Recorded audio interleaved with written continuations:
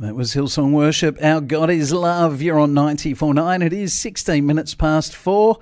And we have a very special guest with us right now from Creation Ministries International. We have Mark James over in New Zealand. How are you this afternoon, Mark? I am very well, Mick, very well indeed. And it's evening over here. Oh, well, evening, yeah, great evening for you as well. And I believe you're probably having better weather than we are here. Certainly looking out at a blue sky at the moment, definitely.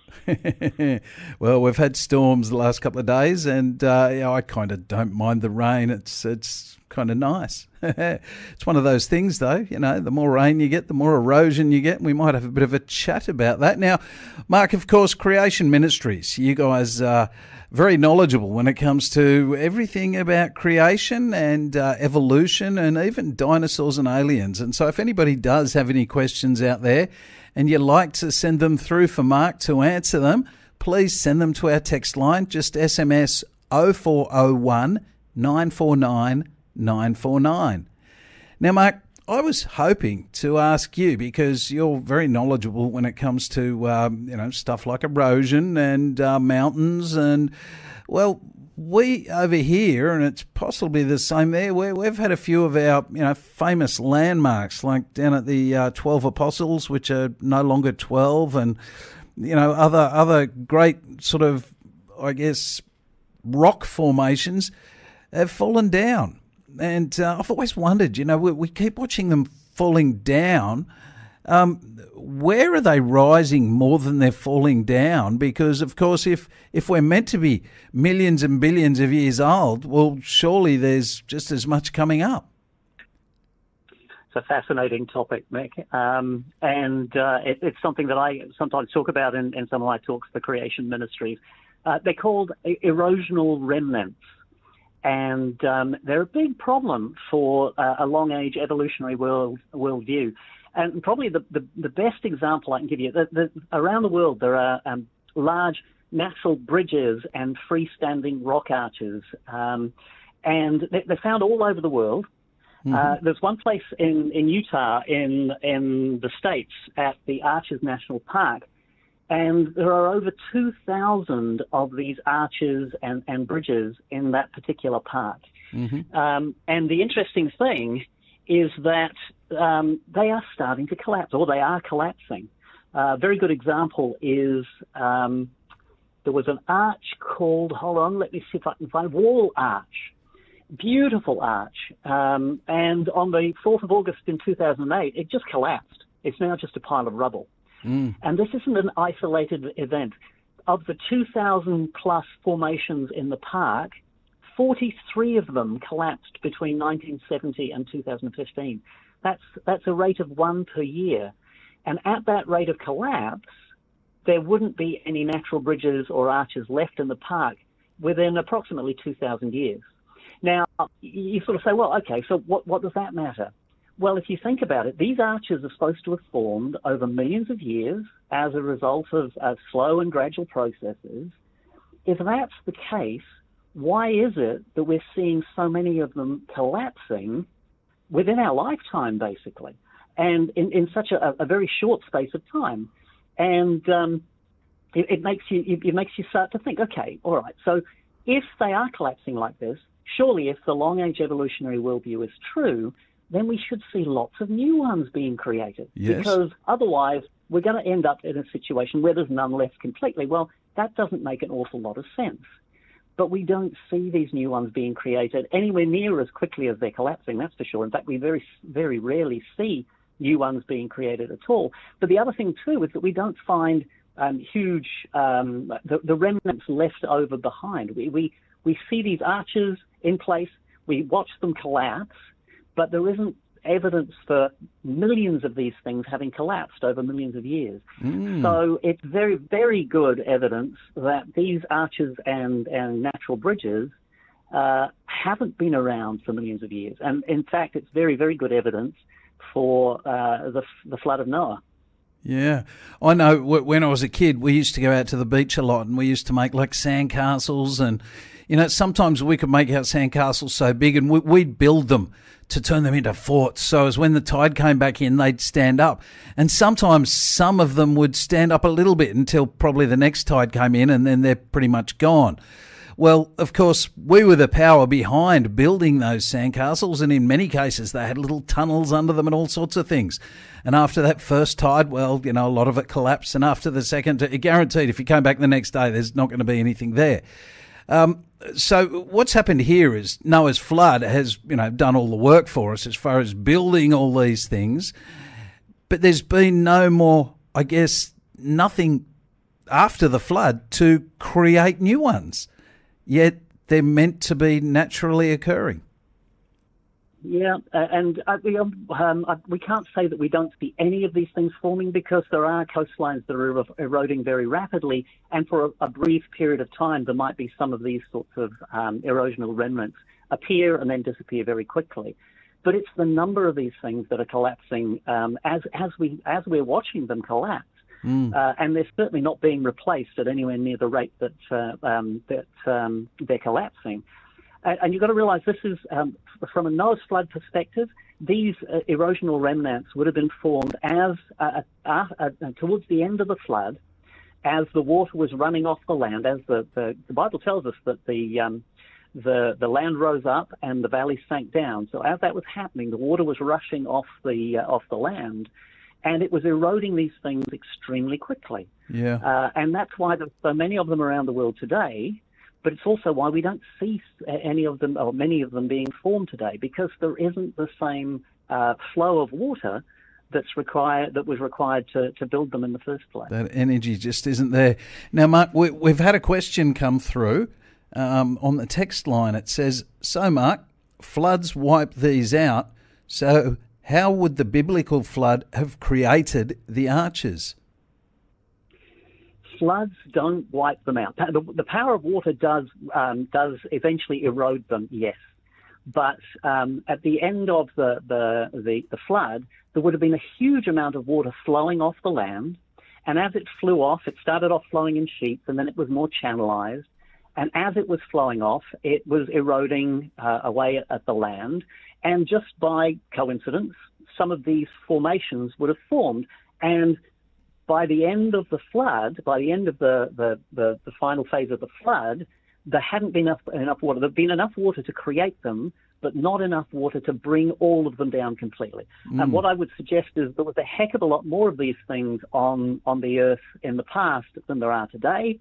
A lot of them have collapsed in the last 4,500 years. There are still some remaining, and these are, as I say, these are the erosional remnants from the flood. And the natural processes we see today now have taken over, and they are bringing these things down a lot slower than they would have been created during the flood. Yeah, of course. And you say that there's nowhere near enough debris from collapsing arches and little mounds to, prove anything more than 6,000 years or 2,000 years in this case. If you look at Arches National Park, today it is one of the driest places on Earth. So new ones aren't forming there. But also there isn't evidence for millions of these things having collapsed in the past, because if they're collapsing in Arches National Park, they collapse into a pile. There isn't enough rain to erode the collapsed piles away. So in a place that's so dry, we expect to see remnants of lots and lots of these, millions of these things having collapsed over the years, if the millions of years were true. But we don't find that. Wow. Yeah. Well, that's certainly that's evidence right there of the short age theory rather than the long ages. And too often we watch TV all the time. We're hearing these millions and billions of years all the time, but we rarely hear it with evidence, do we? No, and that's the thing. It's just when you hear these, this is millions of years old. It's just basically it flows off the tongue of the people who are telling you. There's no evidence given to support it. It's just assumed, and people people just absorb it without even realizing that there's no facts behind the claims that these things are millions of years old. And this just isn't happening in places like the Arches National Park in the US. I mean, it's happening around Australia as well. I don't know. Have you heard of London Bridge? Yes. In Victoria, isn't Victoria, it? Yep. Yeah, Victoria, Australia. There was a rock formation called London Bridge, and it's now London Arch because one part of the bridge collapsed. In fact, there were some people who were actually out on this on the day that it collapsed and got stuck out on the remaining arch. They had to be rescued. Yep. And also, you mentioned it yourself before we came on air. The 12 apostles. Yeah. In Victoria. Now, obviously, the 12 apostles were named since the Christians came to Australia. Yep. So, what's that? 200 years. Yep. And I'm assuming that there were 12. Some people say that there might not have been 12 to start with, but there was certainly a lot more than there are today. I believe it's down to 8 now. Yep. There were 12 originally. Yeah, they've collapsed. And now, yep. Yeah, now it's down to 8. Yep. And there's no new ones forming along that coast. Yeah. Which again, these things were formed rapidly at the time of the flood, and the processes that we see happening today are bringing them down one after the other without new ones being formed. Wow. You are on 94.9. We're with Mark James from Creation Ministries International. If you have any questions for Mark, please send them through to 0401 949 949. That is a text line, 0401 949 949. And we have Mark James with us from Creation Ministries International in New Zealand. We're talking to Mark, who is in New Zealand right now. And I guess it's close to 20 to 7 over there, Mark. Is that right? It is, yes, mate, it is. So starting to look a little darker outside, whereas for us it's just darker because of the clouds. Now, of course, we had a question, Mark. Somebody sent a question through to our text line, which, just to remind everybody, 0401 949 949. You can SMS any questions through for Mark. The question we had earlier was, so Mark, floods wipe these out. We're talking about these bridges built in stone, basically, after the flood. And he said, floods wipe these out. How could the biblical flood have created these arches? And you were just saying you have a little bit more to talk about there. Yeah, I think I probably didn't answer it as well as I thought I should. Nick, if you think about it, as the water's flowing off at the end of the flood, there would have been a huge amount of erosion. And probably as the water was flowing off, there would have been a lot of arches and bridges and all sorts of formations that would have been created. Yep. But the water following through would also have been knocking them down as well. So what we see today are most likely the sorts of formations that were formed right towards the end of the flood. So they were formed, but there wasn't enough water to then bring them down as well. So that's why we see what we do today, and that's how it can be explained from a global flood perspective. And as I said before, this is not just happening in the US and Australia. There's places, and what I would recommend people do, if you want to find out more about this, go to our website, go to creation.com, and just type in the search engine, just type in erosional remnants. And you'll see a whole heap of articles will come up, and they've got photos, and some of the photos are just stunning, showing what these remnants look like before they collapsed and what they look like after they collapsed. So creation.com. A great one that you can search on the internet yourselves is the Azure window in Malta, which is, again, a stunning rock formation that just collapsed. Actually, it was the one end of the bridge is right out in the sea, the other end is on land, and both the bridge itself and the support out in the sea have gone completely. And we've even got examples here in New Zealand, and the reason we started talking about this, actually, Nick, is because you noticed an article that I wrote for our website, but it was also in creation.com.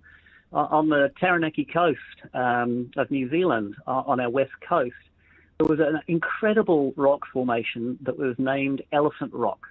Yep. And you've seen the photos. I've got a photo in front of me that looks like an elephant. Yeah, it's just incredible. It looks so much like an elephant, and obviously that's why it was called Elephant Rock.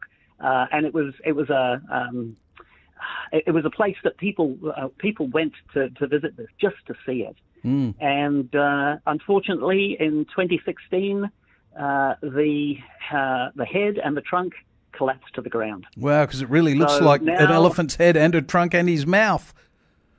Yeah, and now it's just an arch. Now it's still a spectacular arch, but virtually half of this rock formation just collapsed. Wow. And also in an adjacent bay to where Elephant Rock is, there's rock formations that are called the Three Sisters, except today there's only two sisters left because one collapsed in 2003. So these things are happening around the world. And to add insult to injury to the long-age evolutionary believers, in May 2021, a rock formation in the Galapagos Islands, which was called Darwin's Arch, collapsed. Wow. Now, undeterred, Darwin devotees have decided to rename the new formation the Pillars of Evolution. But this is just another example that demonstrates that these things can't have been around for millions of years. They're collapsing before our eyes, and within a very short space of time, there won't be any of these formations left. Now, according to the long age interpretation, these formations were carved gradually over millions of years. If that's the case, why are they all collapsing now? Yeah, well, why are they all collapsing now just when we get to see it happen? Yeah. But you see, in the biblical account, the bridges and the arches would have formed rapidly, carved by the huge volumes of water runoff towards the end of the flood, approximately 4,500 years ago. And since then, they would have been subjected to the rates of erosion that we see happening today. And under this scenario, a rate of collapse of one per year, like we see in Arches National Park, with no new ones forming and very few remnants, then it makes a lot more sense. So what we see happening in the present is overwhelming evidence for the reality of the biblical flood and the biblical timeline, and it's absolutely inconsistent with the long age interpretations. Wow. Yeah, and I can see the pictures here as well. Elephant Rock after he lost his head, and all there is two legs. Yep, I understand, and we're not seeing those new ones coming back. All you end up with is a pile of rubble, and it's sort of obvious. It just makes it seem so obvious that only this could have happened, because of a giant flood. I mean, for us here on the central coast of New South Wales, we just drive down the freeway, and we can look up at those giant sandstone cliffs that the road runs in between, and they've just got these massive layers that you can tell were just big layers of silt. They look like they came from a giant flood. And for someone to tell you otherwise, that each layer happened over millions of years, you think, oh yeah, well, why is one layer a big yellow layer, and then there's a brown layer, and then there's a bit of a mixed one with pebbles in it? It's like, no, that's the sort of thing that you can imagine in a flood, not happening over millions of years. Yeah, and people will look at that and they'll say, oh, but hold on, if the water was all mixed up in this huge sort of mixture by the flood, why is it formed into layers? But scientists have fairly recently done experiments with flowing water containing sediment. And in flowing water, sediment actually lays out in layers. Yeah. So scientifically, experimental science has proven that these layers do form in flowing water, and they do form with specific layers forming. But the other thing about these layers, if you look at those layers, Mick, you'll find that the join between the layers from one layer to the next, generally they're dead flat.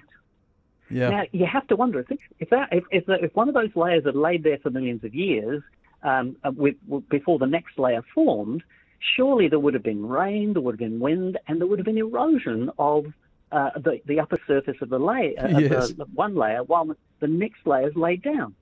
But we don't see those sorts of things. And the other one that I find fascinating too is that around the world, we generally only find soil on the top layer, but not between the layers lower down. Now, if you think about that, I mean, soil is decomposing plant life. Yep.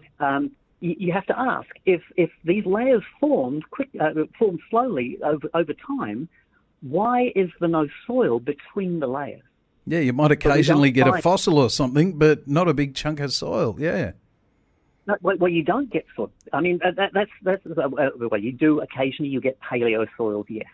But in most situations, when you see these layers of rock, like in the Grand Canyon or those cliffs that you're looking at on your way along the coast there, you'll see these layers, one on top of the other, and there'll be limestones and there'll be all sorts of different sedimentary layers, but there is very rarely is there any soil. And, okay, if a layer was exposed for a long period of time, you'd expect that the plants would grow, that they would decay, that they would form soil, and you would get soil between the layers. But no, most of the time when we find soil, it's on the top layer and not between the layers lower down. And again, it suggests that these layers must have been laid down rapidly rather than laid down gradually over time. Wow. Yep, that makes complete sense. Now, Mark, we've come to the end of our time today, and I'd like to say thank you, and I look forward to next week. I believe you'll be back with us next week. I will be back with you next week, and I'm looking forward to it already as well. And if anybody has any questions, we'd love you to send them through for Mark. The text line is 0401 949 949. And, we might talk a little bit more about this, and I'm sure there'll be lots of other interesting things. If anybody has any questions, please send them through to us. Thank you, Mark, for another awesome week. You're welcome, mate. Good to talk to you again.